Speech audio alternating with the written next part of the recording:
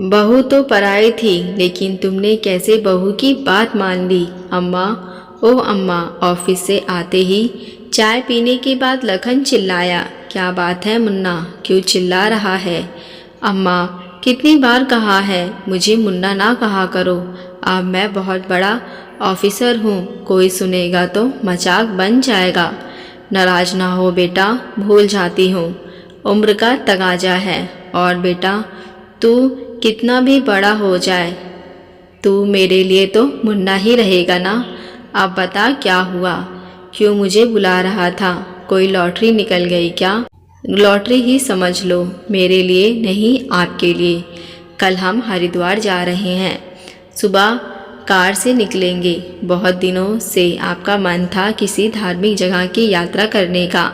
इस समय ऑफिस में ज़्यादा काम नहीं है, तो सोचा तुझे घुमा लाऊं। समय कम है, तैयारी कर लेना। अरे वाह, बड़ा मज़ा आएगा। कितने समय बाद पूरा परिवार साथ होंगे। शांति जी बहुत खुश हुई, क्योंकि बहुत वक्त से वे कहीं गई नहीं थी। तब बेटा बोला, अरे नहीं अम्मा, हम दोनों जा रहे हैं। मानल और विद्या को इस तरह की जगहों में जाना पसंद नहीं, फिर मानल की परीक्षा भी आने वाली है। अच्छा बेटा, जैसी उनकी इच्छा। शांति जी बहुत खुश हुई। तेरे जैसा बेटा भगवान सबको दे। मन में एक ही इच्छा थी, धार्मिक स्थलों की यात्रा करने की। पता नहीं कब ऊपर से बुलावा आ जाए, पर पहले घर की जिम्मेदारी और पैसे की तंगी, फिर तेरे बापू के बीच राह में हाथ छोड़ देने से लगता था इच्छा अधूरी रह जाएगी। अम्मा आप छोड़ो भी, आप तो जाने की तैयारी करो। अच्छा बेटा, जुग जुग जियो बेटा। इस हरिद्वार के कारण काम आसान हो गया, नहीं तो क्या बेटा? कुछ कौन सा काम आसान हो गया? जाते जाते शांति जी रुक गई। अम्मा कुछ नहीं बेटा, तू तो ऐसे घबरा रहा है मानो कोई शेर देख लिया हो। शांति जी ने कहा, कुछ नहीं अम्मा, बस अचानक से पूछकर आपने डरा दिया। ऑफिस के किसी काम की बात है। अच्छा बेटा, एक बात पूछनी है, अचानक याद आई। क्या अम्मा? पूछें, कितने दिन के लिए जाना है? यही पूछना था, ताकि उसी हिसाब से कपड़े रख लो, जितने मर्जी हो रख लो। अपनी कार में ही जा रहे हैं। ठीक है बेटा, जाती हूँ रात को। शांति जी अपने पति की तस्वीर के सामने उनसे बात करती है। देखा हमारा बेटा कितना अच्छा है, उसको मेरी ख्वाहिश याद है आज भी, और वो मुझे काशी तीर्थ यात्रा पर कल ले जाएगा। मेरा तो मन आपके साथ जाने का था, लेकिन आपने बहुत जल्दी मेरा साथ छोड़ दिया। काश आप भी होते तो आज हम साथ जाते। फिर शांति जी ने पल्लू से अपने आंसू पोंछे और आकर पलंग पर लेट गई। तभी उसको प्यास का एहसास हुआ।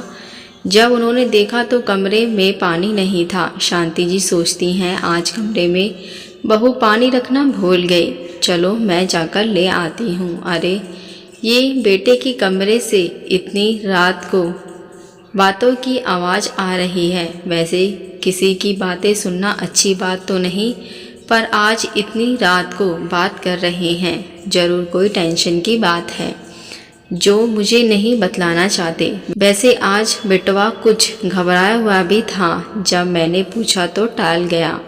सुनो तो सब ठीक तो है ना? माँ का दिल परेशान हो गया। सुनो जी, अम्मा को शक तो नहीं हुआ?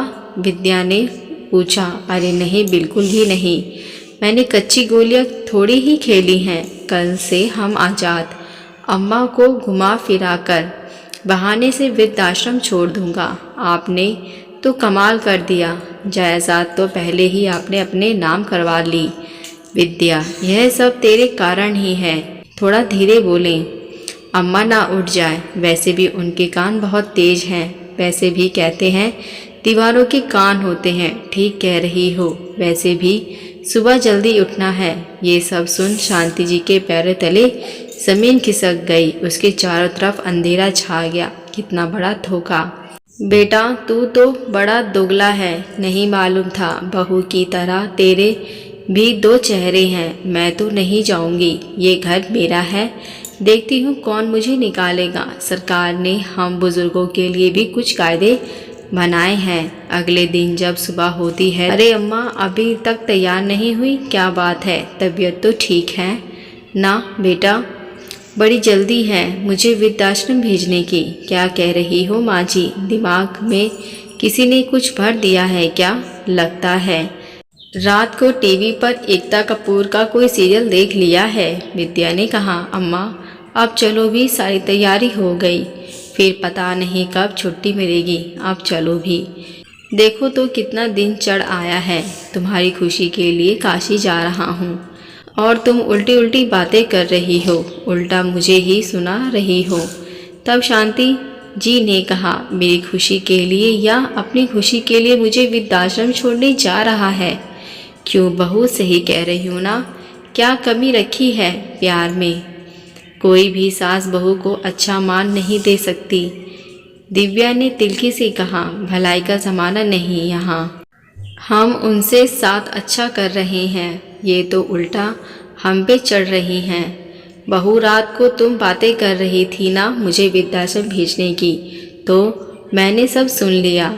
कमरे में पानी नहीं खत्म हो, तुम्हारी सच्चाई नहीं जान पाती बहू, लेकिन ऊपर वाले की लीला भी अपरंपार है। तभी मालिना आ गई। मम्मी पापा दादी क्या कह रही हैं? क्या यह सच है? बोलो ना मम्मा। वो भी वो मैं दादी को नहीं जाने दूंगी। अरे मालिना, मैं कहीं नहीं जा रही। जाएंगे तो तेरे मम्मी पापा। यह घर अभी भी मेरा है, कोई मुझे यहाँ से नहीं निकाल सकता। पर मैं अवश्य निकाल सकती हूँ। मुझे भी थोड़ा बहुत अपने अधिकार पता है।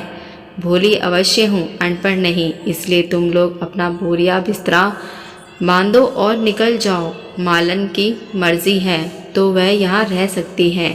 क्या हम कहाँ जाएंगे?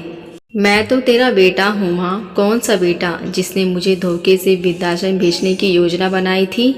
अम्मा मुझे माफ़ कर दो।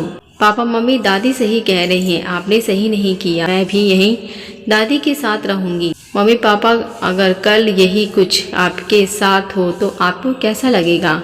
हम तेरे बिना नहीं रह पाएंगे मालन, विद्या ने रोते हुए कहा। और दादी रह पाती पापा के बिना, हम सबके बिना?